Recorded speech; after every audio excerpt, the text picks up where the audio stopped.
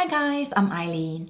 So this is my last video for the year 2020 and I want to talk about how this year has officially turned out to be a no-buy year for me.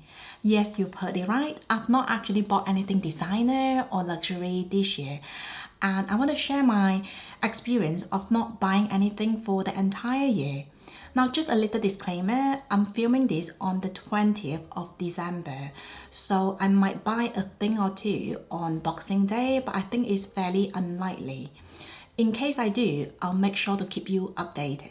First of all, I want to clarify that I didn't really plan for this year to be a no-buy year. However, a lot of my shopping decisions were heavily affected by the crisis we are still experiencing this year. So back in March, when the whole thing first started here in the UK, I made a decision to take unpaid leaves for about 2 months.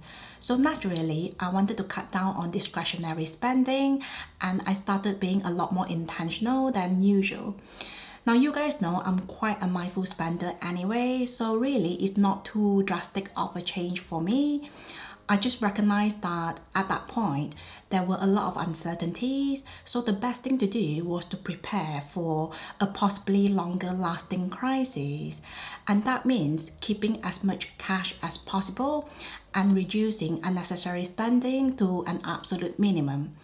To be honest, no one knew much about anything at that point, so I kind of prepared myself to not go back to work for about 12 months. This might sound a bit pessimistic, but I never really believe in job security. I feel like anyone is replaceable in a job, and any job will in time be replaced by an upgrade of technology. So this pessimistic mindset is the main reason why we've always structured our finances to kind of prepare for the worst. So even though this sudden change of work situation didn't catch me off guard financially, I have to say I didn't see it coming. Everything was going quite well for me, so in my mind, I thought it would just keep heading in that direction for a bit longer. So this crisis is really a wake-up call for me that no one knows what will happen the next minute. So the best thing we can do for ourselves is to allow ourselves options because disaster can strike whether we are prepared or not. At the moment, my husband and I are back working full-time and I'm very thankful for that. But looking at the scale of job losses and redundancy, it just made me look at money differently. And it reminded me that luxury is just luxury. If you have the resources, enjoying luxury shopping is completely fine, but it's completely discretionary and optional as well.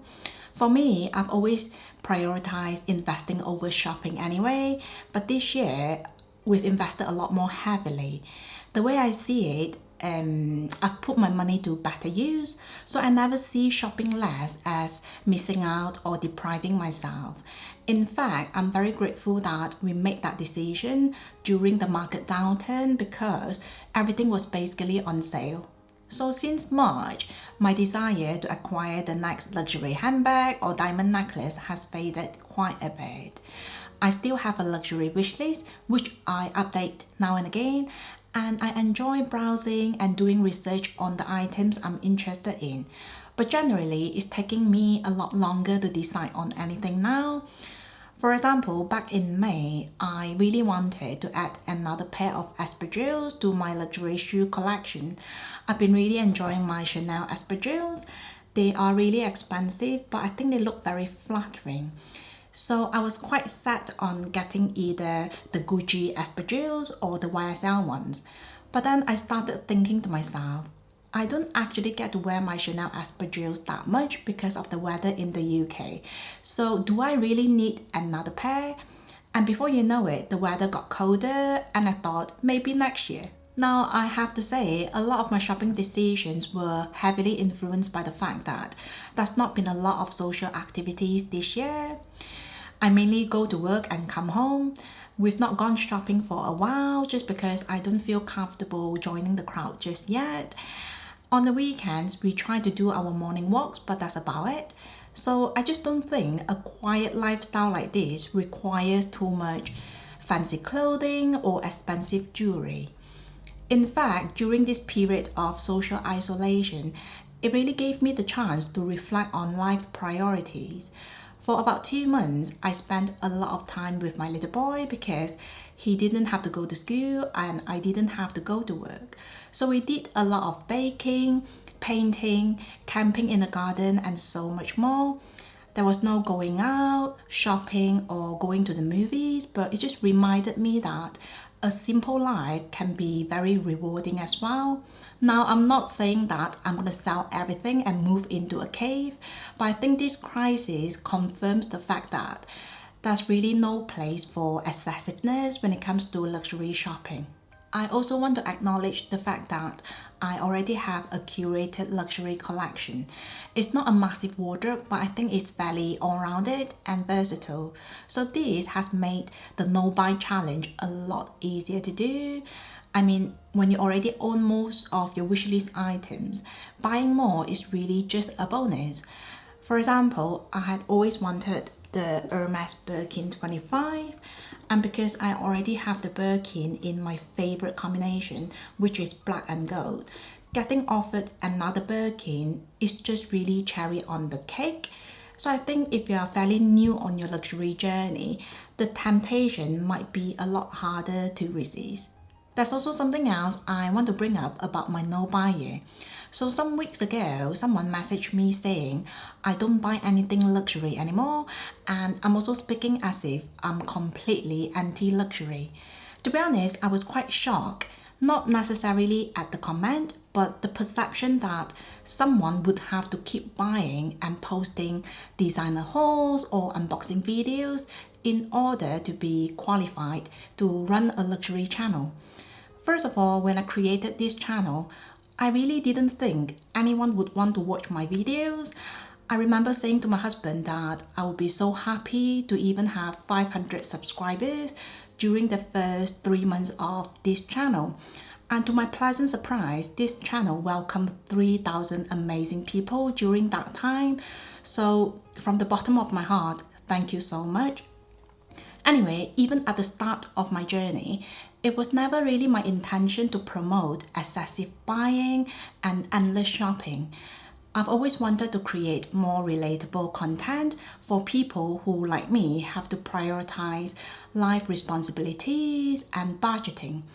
And I feel really lucky to have come across so many amazing people with very similar mindset. And I feel like we are always encouraging each other to respect the value of money and shop intentionally. I actually really enjoy listening to your shopping journey, experience, and even the painful lessons you might have learned, so please keep them coming. Essentially, I'm not anti-luxury, I'm just really passionate about mindful spending. In fact, I don't mind paying for the things I really love. This will not surprise you, but earlier this month, I cheekily asked my Hermes SA if there was any Birkin 25 available. To be honest, I wasn't expecting much because I've not been shopping at Hermes the whole of this year and last year, so she couldn't really offer me anything. But my point is, if the offer was on the table, I would happily take my credit card out. In the last 2 years, I've definitely sold more luxury items than I bought. If you've been following me for a while, you would know I've sold my Cartier Love bracelet, Cartier Just On Clue bracelet, Chanel wallet on chain, the Hermes Lindy bag, Chanel boy flap, and quite a few pieces of the Louis Vuitton small leather goods, and the list goes on.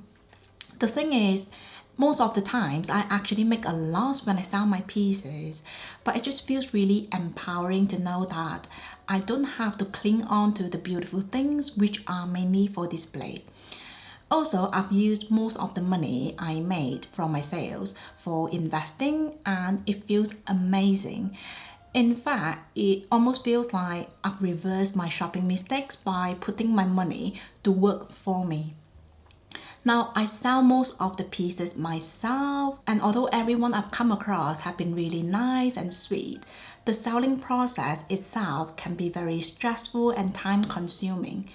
In fact, earlier this year, I had a very nerve-wracking experience when I sold my Van Cleef & Arpels Magic Alhambra necklace to a lovely lady in America. So I booked a next day delivery, but because of the crisis, everything was taking longer and the shipping was delayed for weeks. And you can imagine my anxiety level during all that time. I'm grateful that everything was okay in the end, but this experience has definitely dampened my shopping spirit for the year of 2020. In terms of ready to wear or clothing, I am now at the stage of my life where I don't shop for clothing that much anymore. In the last few years, I've decluttered a lot of clothes. And I'm not proud to say this, but a lot of the pieces still had the price tags on and they were pretty much brand new. So when I look at the piles of clothing I was going to get rid of, I thought to myself, what have I done? I was literally throwing money away. Now sometimes you might think buying a £20 jumper from Zara or a £30 dress from Forever 21 doesn't cost much, but they really do add up. So now I only want to spend money on the pieces that I know I'll be keeping in my closet for a long time. I have a fairly small closet, which I really enjoy because I know I love every single piece I own. Besides, I feel like clothes, especially from the fast fashion trends, create a lot of waste, which is not great for the landfill or the environment. There you have it. That's my no-buy experience for the year 2020. Overall, I find it to be very refreshing and I'm also very pleased with my shopping decisions. Essentially, I think it's absolutely fine to enjoy luxury shopping as long as you've set your priorities right. I mean, you don't want to be a few pay slips away from a complete change of your current lifestyle. And you don't want to put yourself in a position where you wish you didn't buy certain luxury items. I've said this before and I'll say it again, but sometimes choosing not to buy something when you can afford it can feel way more satisfying than actually owning the item. So that's it from me. Thank you so much for watching and don't forget to share, like and subscribe. And because this is my last video for the year, I want to wish everyone a Merry Christmas and a Happy New Year.